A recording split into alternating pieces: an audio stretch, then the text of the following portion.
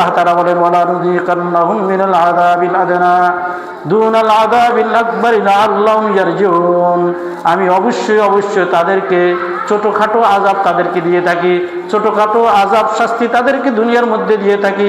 দুনাল আযাবিল আকবারে, বড় শাস্তি ব্যতীত, অর্থাৎ বড় শাস্তি তো তাদেরকেই কবরে দিব। লাআল্লাহুম ইয়ারজিউন, যেন তারা আমার দিকে যেন ফিরে আসে।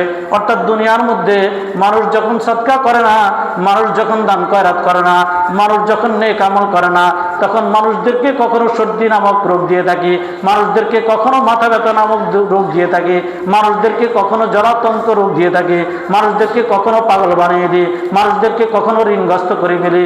এইভাবে আমি যখন গুসা হই তখন এক একটা মানুষকে এক একটা শাস্তি আমি এভাবেই দিয়ে থাকি।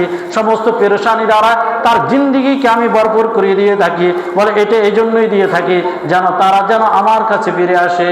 তারা যেন কি করে? তারা যেন আমার থেকে যেন ফিরে আসে। মুসিবত থেকে তো আমার থেকে আসছে।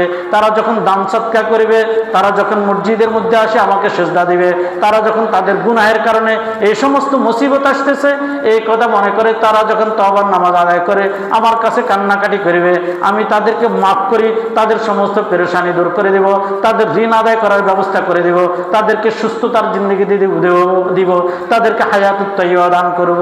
তার করবো তো ইনশাআল্লাহ। তার যে 5টা আমলের কথা বলছি, এই 5টা আমল আল্লাহ তাআলা আমাদের সকলকে যেন করার তৌফিক দান